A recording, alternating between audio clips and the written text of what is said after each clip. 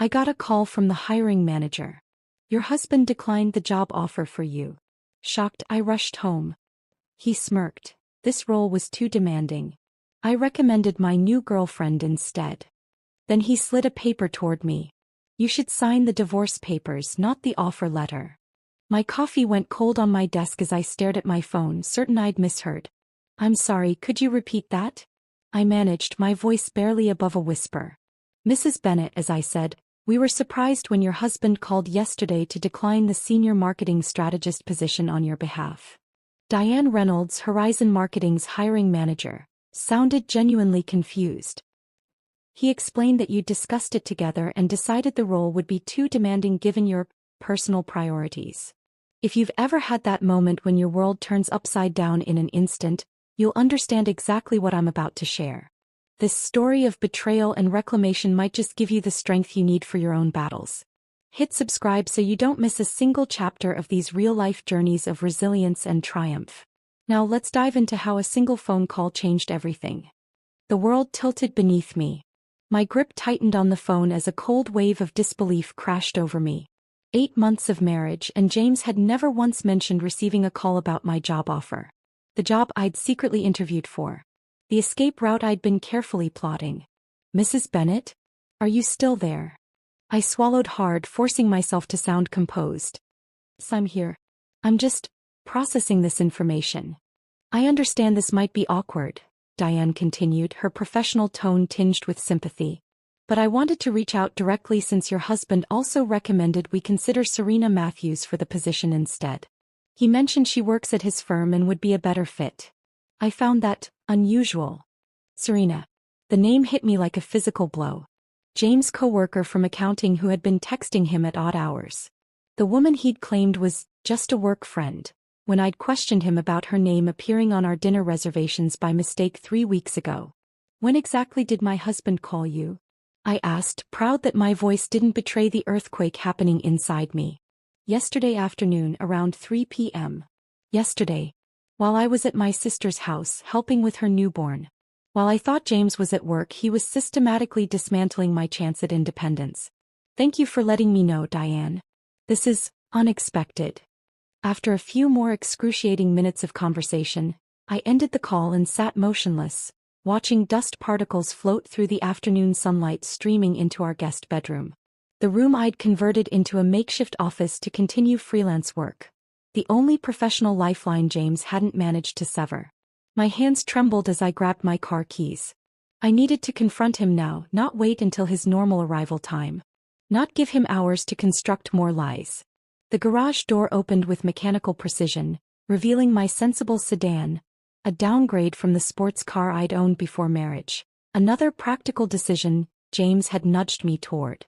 I backed out of our driveway, nearly clipping the mailbox in my distraction. Suburban streets blurred past as my mind raced faster than my car.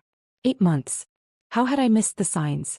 The memories came rapid fire, gaining new, sinister context with each turn of the steering wheel. Our whirlwind romance after meeting at a charity gala. His persistent pursuit, lavish gestures, and the charming way he'd won over my friends and family. Then the subtle shifts after our honeymoon. His increasing comments about my demanding work schedule, his concern about my stress levels, his suggestions that I take a break to focus on building our home. I stopped at a red light and caught my reflection in the rearview mirror, pale with wide, disbelieving eyes. Gone was the confident marketing director who had led campaigns for Fortune 500 companies. In her place sat a woman who had gradually surrendered control of her life, one seemingly thoughtful suggestion at a time. The light turned green. I accelerated, remembering the day 3 months ago when James had surprised me by paying off my car loan, effectively removing my name from the vehicle's ownership. His generous gesture now revealed itself as another invisible chain. 4 months ago, I'd started secretly applying for jobs, using my sister's address on applications. The interview with Horizon had felt like oxygen after months of drowning. I'd been careful, using library computers, creating a new email account, scheduling interviews during times James would be at work. Yet somehow he knew. I turned onto Maple Drive, our street lined with identical luxury homes purchased with identical luxury mortgages. When we'd moved in, I'd been charmed by the established neighborhood and manicured lawns. Now I saw only a beautiful cage. As I approached our house, memories of my former career flooded back. The corner office I'd earned through years of dedicated work. The team I'd built and mentored. The industry respect I'd commanded. All gradually sacrificed for a marriage that now revealed itself as a calculated power play. James had never directly told me to quit. Instead, he'd orchestrated a tapestry of small concerns. Wouldn't it be nice to have more time together? Wasn't the commute draining my energy? Didn't I deserve a break after working so hard for so long? Each question delivered with apparent love, each sacrifice framed as my choice. I slowed as our house came into view, colonial style, dark blue shutters, and the pristine landscaping James insisted upon. His silver BMW sat in the driveway. He was home early. Waiting. My phone buzzed with a text. James, where are you? We need to talk. Sis. My stomach tightened. Did he know Diane had called me? Was that why he was home at 2 p.m. on a Wednesday? I parked behind his car, blocking him in, a small, petty act of defiance that gave me a fleeting sense of control. For several minutes, I sat motionless, gathering my courage, rehearsing what to say. The James the first thought I'd married would never have sabotaged my career or made decisions behind my back. That man didn't exist. Perhaps he never had. Through our front window I caught a glimpse of movement. James pacing in our kitchen, phone to his ear, gesturing emphatically. Something about his posture, confident, untroubled, ignited a spark of anger that cut through my shock. I checked my appearance in the visor mirror, wiping away a smudge of mascara and straightening my shoulders. Whatever awaited me inside that house would fundamentally change my life. I needed to face it with whatever dignity I could muster. The walk from my car to our front door felt like crossing a battlefield. Each step required conscious effort. My key turned in the lock with a familiar click that now sounded ominous rather than welcoming. As I pushed open the door, I caught the end of James' phone conversation. Don't worry about it, he was saying, his voice casual, almost amused. She doesn't suspect anything. I'll see you tonight. He turned at the sound of the door, his expression shifting seamlessly from secretive to concerned husband. The performance was flawless, and I wondered how many times I'd watched this transformation without recognizing it for what it was. Emily, he said, pocketing his phone smoothly. You're home early. I stepped into the house, closing the door behind me. The sound felt final, like the closing of a chapter. James tilted his head, studying my face with the calculating look I'd always mistaken for thoughtfulness. I got a call today, I said simply, watching his eyes for any flicker of recognition or guilt. His expression remained neutral, but his right hand, the one not holding his phone, clenched briefly at his side. It was the only tell, nearly imperceptible, but I saw it. Oh, he replied, the picture of innocence. From who? Diane Reynolds from Horizon Marketing, I replied, watching his face carefully. For a split second, his confident facade cracked. A flash of calculation crossed his features before reassembling into concerned confusion. Horizon Marketing? He echoed, leaning casually against our marble kitchen island. Why would they be calling you? The audacity of his lie rekindled the anger simmering beneath my shock. 8 months ago, I would never have tolerated such blatant deception. Back then, I was Emily Chin, marketing director at Vertex Solutions, the youngest executive in company history. My campaigns had won industry awards. CEOs sought my strategic input. Trade publications quoted me as an expert. Then I met James Bennett at a charity gala where my firm had donated significant marketing services. He'd approached me with a glass of champagne and a carefully crafted compliment about my recent tourism campaign. His knowledge of my work had impressed me. I'd later discover he'd researched me thoroughly before our chance meeting. You know exactly why they called, I said quietly. You declined a job offer meant for me. His expression shifted to gentle concern. And we talked about this. Your stress levels, the panic attacks you were having. He moved toward me, reaching for my hand. I stepped back. The panic attacks. Another manipulation. I'd had exactly one anxiety episode, after pulling 3 consecutive all-nighters for a major product launch. James had witnessed it and subsequently referenced it constantly, gradually magnifying a single incident into a chronic condition that necessitated lifestyle changes. I never applied there, he continued smoothly. There must be some misunderstanding. 6 months ago, fresh from our honeymoon in Bali, I might have believed him. The James I'd fallen for was supportive, ambitious but kind. A financial analyst who admired my career and promised partnership in all things. I interviewed with them 3 weeks ago, I said, my voice gaining strength. While you were supposedly at that conference in Denver. His eyes narrowed slightly, the first authentic reaction I'd seen. You've been interviewing behind my back? The absurdity of his indignation almost made me laugh. James, just like you've been interfering with my career behind mine. 3 months after our wedding, the subtle changes began. His admiration for my work ethic transformed into concern about my hours. His interest in my projects became questions about whether they were worth the stress. When my boss offered me a promotion that would involve more travel, James orchestrated a weekend getaway where he convinced me we needed more time together, not less. I was trying to protect you, he said, switching tactics. You were happier after stepping back from that high-pressure environment. You said so yourself. Had I? Perhaps. But those words came after weeks of him subtly undermining my confidence, highlighting every minor workplace frustration while minimizing my accomplishments. His campaign was so gradual I'd barely noticed it happening. 2 weeks after declining the promotion, my boss hired my replacement. 3 weeks later, restructuring eliminated my position entirely. A coincidence, I now questioned. James had comforted me, suggesting this was an opportunity to reset. With his income sufficient for our lifestyle, why not take time to reassess my priorities? My former colleagues called last month, I said, watching his reaction. They're launching a new agency and wanted me on the founding team. His jaw tightened. Those calls upset you. You were restless for days afterward. I was restless because I realized how much I missed my work, I countered. How much I missed being valued for my mind, not just for keeping our home perfect. The isolation had been so gradual. First, James suggested we move to this upscale neighborhood. Beautiful but a 40-minute drive from my closest friends. Then came his subtle criticisms of my college roommate. Always seems to call when we're having dinner. My mentor, doesn't she seem a bit competitive with you? My sister, so negative about her marriage. One by one, my connections weakened. Holiday cards replaced weekly coffees. Texts replaced phone calls. James filled the void with his friends, his colleagues, his preferences. That's unfair, he said, expression hardening. I've supported you taking time to find what truly makes you happy. What makes me happy is what's always made me happy. Building campaigns that resonate, leading teams, solving creative problems. My voice was steady now, fueled by the clarity that comes with recognizing a fundamental truth. You never supported that. You systematically dismantled it. 3 weeks ago, using my sister's computer, I'd applied to Horizon Marketing's senior strategist position.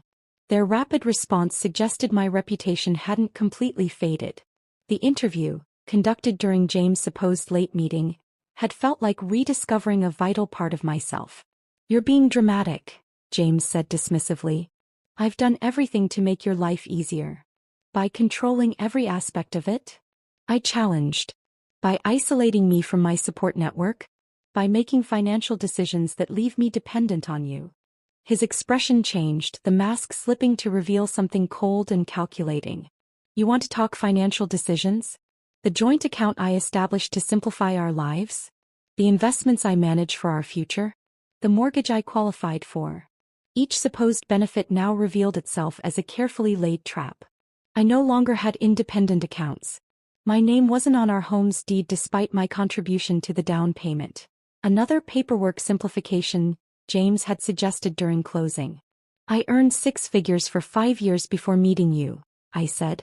Where did that money go, James? To our life together, he replied smoothly.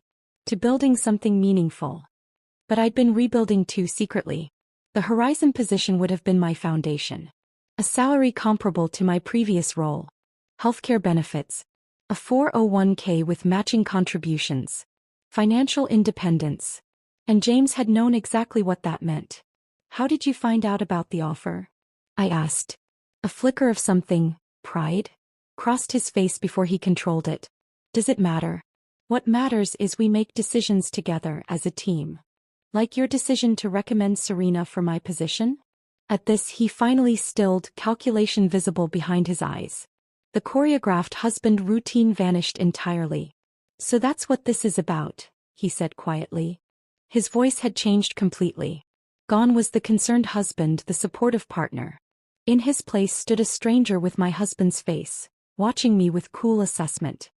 "James, that's exactly what this is about," I said, finding strength in finally confronting the truth. "Diane mentioned you recommended Serena for the position. Your coworker Serena. The same Serena whose name appeared on our dinner reservation last month." James' lips curled into a slight smirk. The expression was so foreign on his face that I almost didn't recognize him. He straightened his posture and glanced at his watch, a casual gesture that somehow communicated I was now on his timetable, not the other way around. "You weren't supposed to find out like this," he said, sounding more inconvenienced than apologetic. "I had it all planned for tonight." "Planned what exactly?" Instead of answering, he walked to his briefcase on the counter, the expensive leather one I'd given him for Christmas, and retrieved a manila envelope. My stomach clenched as he placed it on our kitchen island, the same sleek marble surface where we'd shared breakfast that morning, where we'd planned our dream vacation to Greece last week, where he'd kissed me goodbye 7 hours ago, promising to pick up dinner on his way home. "Serena and I have been seeing each other for 3 months, he said matter-of-factly, as if discussing a business transaction. "She understands my ambitions in a way you never could." The casual cruelty of his words hit me like physical blows. 3 months. While I was cooking his favorite meals. While I was redecorating our home office to his specifications. While I was attending his company functions and charming his colleagues. "And the job at Horizon?" I managed to ask. "A convenient opportunity." He shrugged. "Serena's been looking to move from accounting into marketing. Your background made that position perfect for her. Once I explained to the hiring manager that you weren't interested." The calculated nature of his betrayal was breathtaking. He hadn't just cheated, he'd actively sabotaged my future to benefit his mistress. "Why not just divorce me?" I asked, genuine confusion breaking through my anger. Something flickered in his eyes, a hint of the calculation that I now realized had always been there. "Divorces are messy. I wanted to ensure certain arrangements were in place first." My gaze fell to the manila envelope. He nudged it toward me. "Divorce papers," he confirmed. "Already drafted. My lawyer assures me they're quite reasonable given the circumstances." "What circumstances?" My voice sounded distant even to myself. "Our prenuptial agreement specified fidelity. Since you've been pursuing employment without my knowledge or consent, against our agreed arrangement, you've breached our contract." His tone was almost bored. "Section 3, paragraph 2. You can check if you'd like." The prenup. The document his family's lawyer had presented days before our wedding. The one James had assured me was standard protection, given his family's assets. The one I'd signed without having my own attorney review it because I trusted him implicitly. "You manipulated me into leaving my job," I said, the pieces clicking into horrifying place. "You isolated me from my support system. You controlled our finances. And now you're trying to claim I violated our agreement by simply trying to work again." His smile was chilling in its confidence. "Your signature is on every document, Emily, including the post-nuptial amendment stating that career decisions would be made jointly." The amendment, 6 months ago, presented as a simple update while we refinanced our mortgage. I'd signed it along with a dozen other documents, trusting him to explain anything important. "That can't be legal," I whispered. "Ask any attorney. I'll even pay for yours. It's in the settlement offer." He gestured to the envelope. $10,000 for legal fees. Very generous under the circumstances. I stared at the man before me, searching for any trace of the person I thought I'd married. There was nothing. No remorse, no conflict, not even the satisfaction of victory. Just efficient execution of a plan. "Did you ever love me?" The question escaped before I could stop it. He seemed to consider this, tilting his head slightly. "You were an excellent choice at the time. Successful, well-connected, physically attractive. The perfect accessory for the life I was building." His gaze became appraising. "But Serena is younger. More flexible in her ambitions. More aligned with my long-term goals." Each word stripped away another layer of the fiction I'd been living in. This wasn't a relationship that had failed. It was a calculated deception from the very beginning. How many others were there? I asked, my mind racing through suspicious late nights and unexplained weekend conferences. Does it matter? He checked his watch again. I have dinner reservations at 7. I'd appreciate it if you could review the papers now. I didn't reach for the envelope. Instead, I looked around our kitchen. The expensive appliances I'd researched for months. The custom cabinets I'd selected. The family photos I'd carefully arranged. All part of an elaborate stage set for a performance of domestic bliss. You never intended this to last, I realized aloud. I was just a stepping stone. Everyone is a stepping stone to someone, Emily. He slid the envelope closer to me. This offer expires at midnight.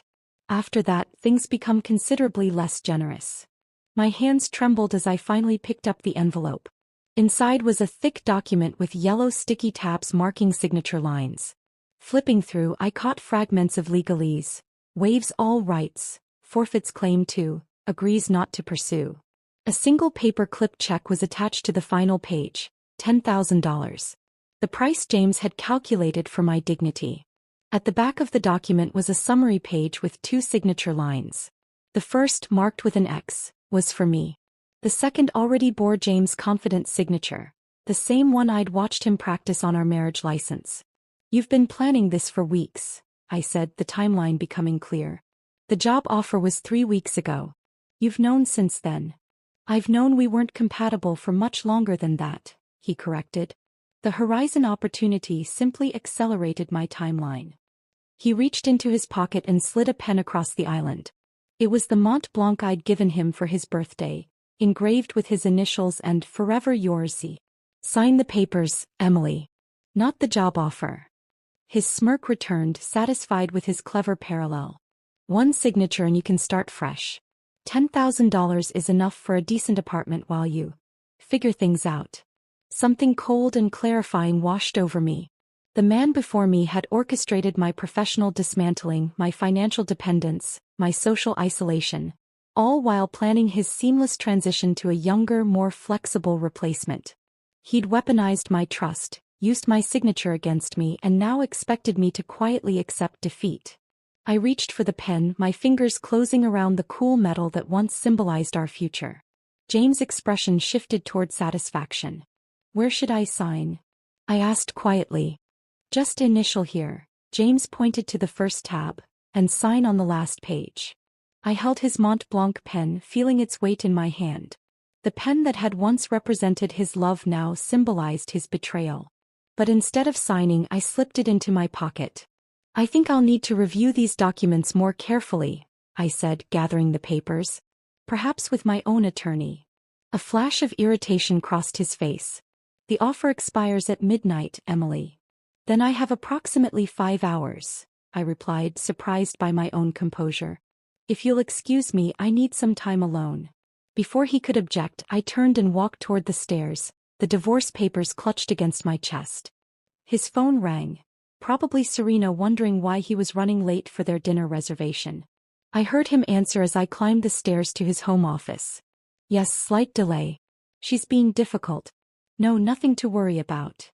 His voice faded as I closed the office door behind me. This room had always been his sanctuary, the one space in our home where he'd insisted on privacy. Now I understood why. I sat at his desk, my hands trembling with both anger and determination. The computer was in sleep mode, the same computer he often left unlocked because he trusted me completely. I moved the mouse and the screen illuminated. No password prompt appeared. His email was still open. The first message in his inbox made my blood run cold. From Leonard Harrison, family attorney. Subject: dissolution strategy. Date 3 weeks ago. James. As discussed, the postnuptial amendment gives us solid footing. However, be cautious about leaving evidence of deliberate career sabotage. Courts can view this unfavorably despite our contractual protections. Recommend proceeding with the mutual decision narrative we outlined. Attached is the final divorce agreement for your review. Remember, once she signs, the 24-hour cooling-off period is merely a formality in our jurisdiction. Len. I scrolled through his inbox, each message revealing another layer of deception. Emails to his bank establishing accounts I knew nothing about. Correspondence with a real estate agent about a property in the exclusive lakeside community he'd claimed was too expensive for our budget. Messages to his boss detailing a promotion he'd never mentioned, complete with significant stock options. And thread after thread with Serena Matthews. I opened one from 2 months ago. Emily still has no idea about the post-nup clause. Such a trusting fool. Once the house refinance is complete next week, I'll have everything locked down. Should I feel bad about this? Maybe.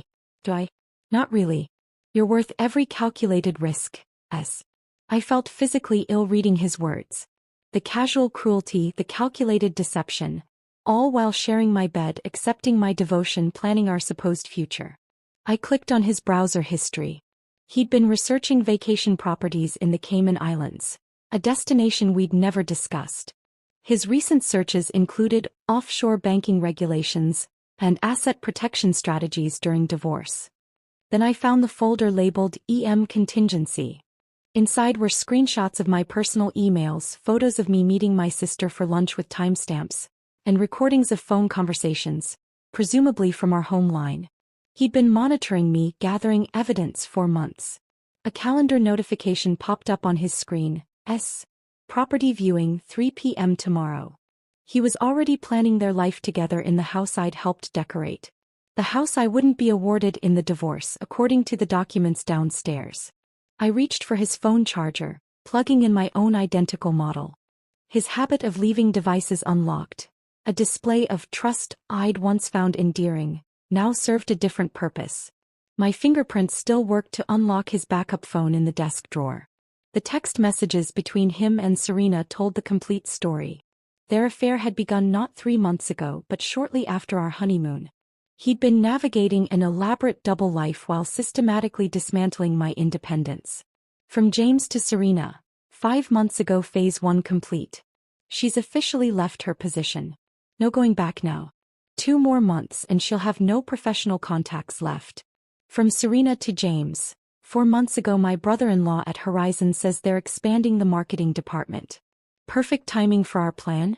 From James to Serena, 2 months ago, she's completely financially dependent now. All accounts require my signature. The house is solely in my name despite her contribution. It's almost laughable how easy this has been. I continued scrolling, each message more damning than the last. Their plan had been meticulous. Isolate me professionally, separate me from support networks, control my finances, then discard me for Serena, who would benefit from the career connections I'd built over years. The most recent exchange had occurred just 30 minutes before I arrived home. Serena, is everything set for tonight? James, papers ready.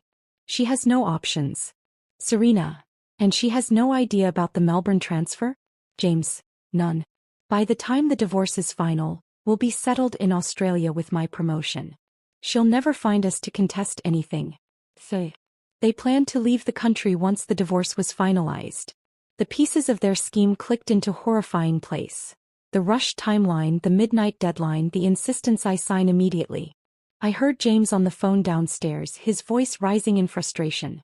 I don't care what it takes. Get the tickets changed to tomorrow night instead of next week. Yes, I'll pay the fee.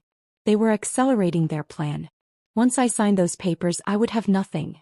No career, no financial resources, no home, and apparently no legal recourse once they left the country. I sat back, my mind racing. The marketing professional in me, the strategic thinker James had tried to extinguish, began analyzing the situation with cold clarity. I had been outmaneuvered at every turn because I'd been playing a different game entirely. I'd been building a marriage while he'd been executing a heist of my life. For a moment, raw emotion threatened to overwhelm me. The urge to confront him, to scream, to destroy his carefully constructed plans in a blaze of righteous fury. But that would only alert him. Give him time to adapt. To counter. My gaze fell on the framed photo on his desk. Us on our wedding day, my expression radiantly happy, his carefully composed for the camera. The woman in that photo had trusted blindly. The woman sitting at his desk now had her eyes fully open. I took a deep breath, forcing my racing thoughts to organize. I needed evidence. Strategy. Time. Most of all, I needed him to believe he'd won until I could secure my position. Emily. His voice called from downstairs. Have you made a decision? I'm running late. I gathered the papers and stood, straightening my shoulders. The anger still burned, but now it fueled something more powerful: determination. James had underestimated me once. He wouldn't get the chance to do it again. Coming, I called, my voice perfectly calibrated to sound defeated. I've decided what to do. I descended the stairs, divorce papers in hand, my face carefully composed into a mask of resignation. James stood by the front door, car keys in hand, impatience radiating from his perfectly tailored suit. I'll sign, I said softly, but I need time to process this. Could we do it tomorrow? I promise I won't contest anything. His eyes narrowed, assessing the sincerity of my defeat. I kept my gaze downcast, shoulders slightly hunched, the body language of someone broken. After a moment, he nodded, apparently satisfied with what he saw. Fine. Tomorrow morning. I've cancelled dinner to deal with this situation. He checked his watch.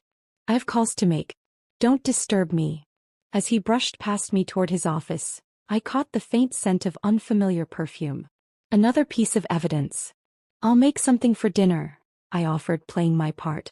He didn't bother to respond, already dialing Serena to no doubt update her on the delay.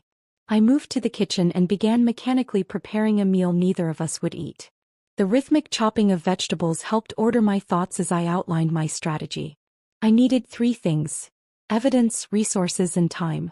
James and Serena had spent months orchestrating my downfall. I would need to be equally methodical in planning my response. That night I barely slept, my mind cataloging assets and planning countermoves. By morning I had transformed our guest room closet into an impromptu command center. Inside an innocuous box labeled winter linens lay the beginnings of my documentation system. Photographs of James' emails, screenshots of text messages, and notes detailing his financial manipulations. I disguised my evidence gathering as routine housekeeping, knowing James' dismissive attitude toward domestic labor would work in my favor. I'm organizing our household files, I announced over breakfast the next day, my voice deliberately dull. Where should I put these insurance papers? James barely looked up from his phone. Whatever you think best. That's your department. The boring administrative tasks he'd relegated to me became my cover. Each day I documented more evidence under the guise of household management. I created a detailed spreadsheet ostensibly tracking our household expenses. In reality, mapping every financial account I could identify, including the hidden ones I discovered in his emails. I signed the divorce papers as promised, but with a barely perceptible modification to my signature. Enough that I could later claim duress if needed. James, in his arrogance, didn't notice. He filed them immediately, starting the clock on our dissolution. I had precisely 90 days before the divorce would be finalized under our state's laws.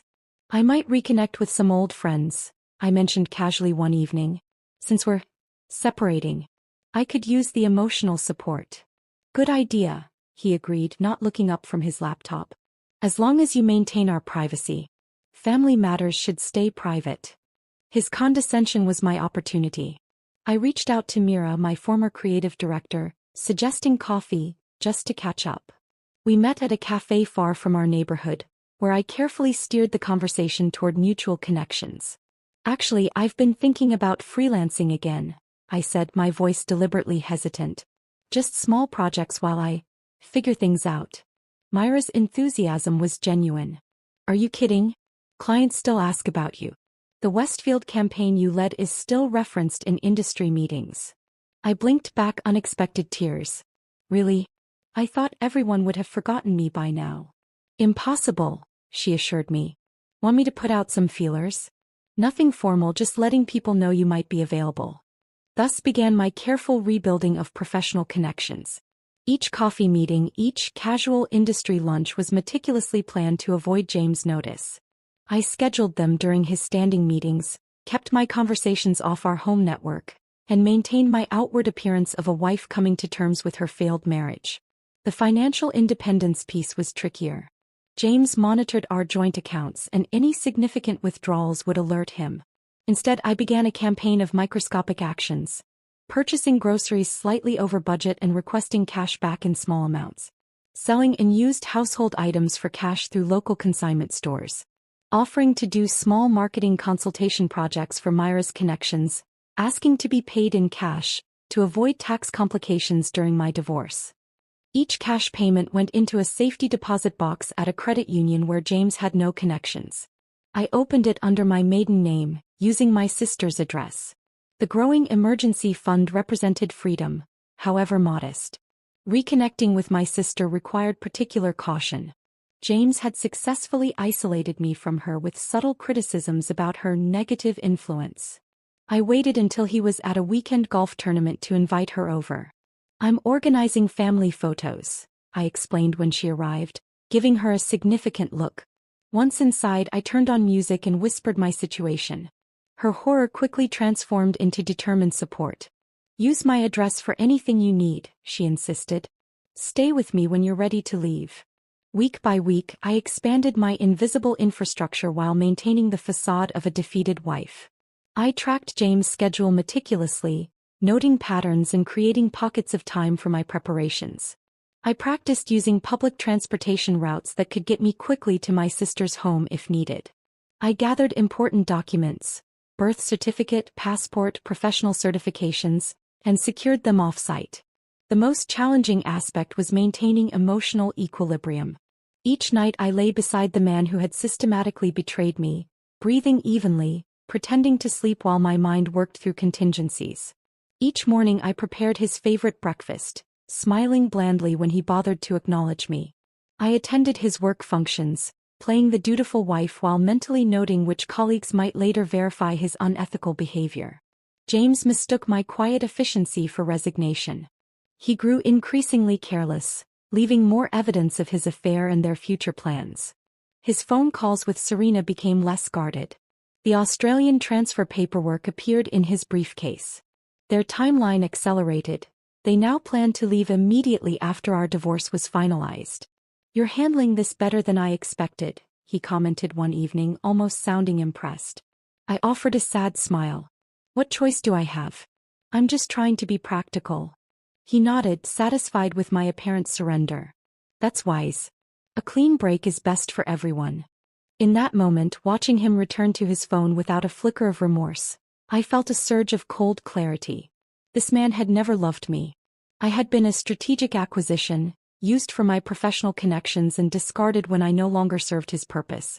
The realization should have devastated me. Instead, it crystallized my resolve. As I moved toward the kitchen, ostensibly to prepare tea, I caught my reflection in the window. Calm, focused, determined. I barely recognized myself, and yet I felt more authentically myself than I had in months. Patience had become my weapon. Each day of appearing defeated was another day to strengthen my position. Each moment of played submission was an investment in my ultimate liberation. 3 weeks into my invisible campaign, I received a text from an unknown number. "Meeting tomorrow your Horizon application. Urgent opportunity. Diane Reynolds." I stared at the text message from Diane Reynolds, my heart racing. This was the opportunity I'd been preparing for, arriving precisely when I needed it most. According to the divorce paperwork, we had 37 days remaining before finalization, and James and Serena's planned departure to Australia. I responded immediately, "Available tomorrow." Name the time and place. The meeting was set for 10 a.m. at a coffee shop downtown, during James' weekly executive team meeting. Perfect timing. I spent the night finalizing my preparation, organizing my evidence, and rehearsing my approach. By morning, I was calm, focused, and dressed in the sleek professional attire I'd hidden in the back of my closet for months. "Book club meeting," I explained vaguely when James questioned my outfit. He barely looked up from his breakfast, already dismissive of my activities now that he believed I was neutralized. "Whatever makes you happy," he replied with the patronizing smile I'd grown to despise. I waited until his car disappeared down the street before calling a rideshare to take me downtown. No need to risk him spotting my car where it shouldn't be. Diane was already waiting when I arrived, along with an older man I didn't recognize. She rose to greet me, her expression professionally neutral but her handshake firm and supportive. "Emily, thank you for coming. This is Martin Zhao Arcio." He was quite interested when I told him about your situation. Martin extended his hand. Mrs. Bennett. Or do you prefer Ms. Chin? The use of my maiden name sent a wave of emotion through me. Ms. Chin is fine, I replied, straightening my shoulders. I understand you've been dealing with some unusual circumstances, Martin said once we were seated. Diane shared some concerning details about your husband's interference with our hiring process. I took a deep breath and placed my portfolio on the table. What I'm about to share goes beyond interference with a job application. I've documented systematic professional sabotage, financial manipulation, and identity fraud. For the next 40 minutes, I presented the evidence I'd gathered: emails showing James' coordination with Serena to take my position, legal documents he'd had me sign under false pretenses, and financial records demonstrating his deliberate creation of dependency. This isn't just a domestic dispute, I concluded. It's a calculated attempt to destroy my professional standing for personal gain. And it involves your company through the fraudulent representation he made regarding my application. Martin and Diane exchanged glances. We suspected something wasn't right, Diane said, but this is beyond what we imagined. What exactly are you looking for from us, Ms. Chin? Martin asked. I laid out my proposal. A position that would utilize my skills while allowing me the flexibility to handle my impending legal battles. In exchange, I would provide Horizon with exclusive documentation of how their hiring process had been manipulated, potentially protecting them from future liability. We'd planned to offer you a senior strategist position, Martin said thoughtfully.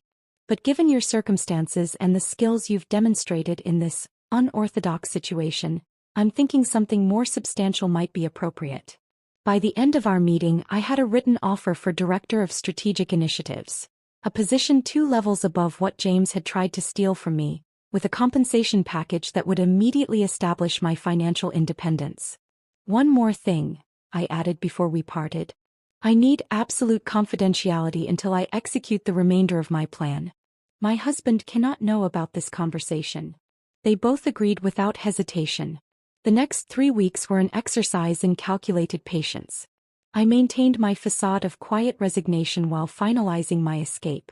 I secured a small apartment using my emergency fund, transferred essential items to my sister's house in small, unnoticeable batches, and prepared legal counters to James' divorce strategy with an attorney recommended by Horizon's legal team. The day before our divorce would be finalized, and 1 day before James and Serena's scheduled flight to Melbourne, I executed my plan. James had an important client dinner that evening. He'd be home late, giving me the perfect window. While he was out, a team of movers I'd arranged through my sister efficiently removed the last of my personal belongings. Not just clothes and keepsakes, but also the original copies of documents I'd need, items of sentimental value he'd dismissed as junk, and most importantly my extensive evidence archives. When everything was safely transported, I made one final sweep of the house, pausing in each room to silently reclaim my narrative. This wasn't a defeat, it was a strategic withdrawal. Not an ending but a calculated new beginning. At precisely 11 p.m. when I knew his dinner would be wrapping up, I sent a single text: check your email. Goodbye, James. The email contained 3 attachments: my counterfiling to his divorce petition complete with evidence of his fraud, a cease and desist letter from my attorney regarding his unauthorized use of my professional credentials, and a press release from Horizon Marketing announcing my appointment as their new Director of Strategic Initiatives. The subject line read simply, "You underestimated me." I was settled in my sister's guest room when his calls began. First angry, then increasingly desperate as the implications of my countermoves became clear. I didn't answer. Instead, I forwarded each voicemail to my attorney as additional evidence of his character. At 8 a.m. the next morning, I walked into Horizon Marketing's headquarters for my first day, wearing a confidence that no one could take from me again. By noon, my attorney had successfully filed for an emergency injunction preventing James from leaving the country while our financial matters were being investigated. By 2 p.m. his family's attorney, the one who had crafted the manipulative prenup, had reached out requesting a settlement conference. "He's panicking," my attorney explained. "The evidence you've compiled is damning. His firm's ethics committee has opened an investigation based on your documentation." 2 months later, I sat in my new office overlooking the city skyline, reviewing the final settlement agreement. James had conceded to every demand rather than face a public trial that would expose his actions. The house was being sold with my full share of equity restored. The financial accounts he'd hidden were divided equitably. Most satisfyingly, his Australian transfer had been rescinded pending the conclusion of his firm's internal investigation. As for Serena, she disappeared from his life as quickly as she'd entered mine, unwilling to attach herself to a sinking ship. The last I'd heard, she was pursuing positions at firms far removed from both James and me. I signed the final divorce papers with my full, confident signature. No modifications needed this time. As I handed them to my attorney, I felt the weight of the past year finally lift from my shoulders. "What will you do now?" she asked. I glanced at the marketing campaign spread across my desk. My first major project as director already generating industry buzz. "Live on my terms," I replied. "Build something meaningful. Remember the lessons without letting them define me." Later that evening, I stood on the balcony of my new apartment, watching the sunset paint the sky in shades of possibility. The betrayal had nearly destroyed me, but the woman who emerged from its ashes was stronger, wiser, and irrevocably free. I had reclaimed not just my career or my finances, but something far more precious.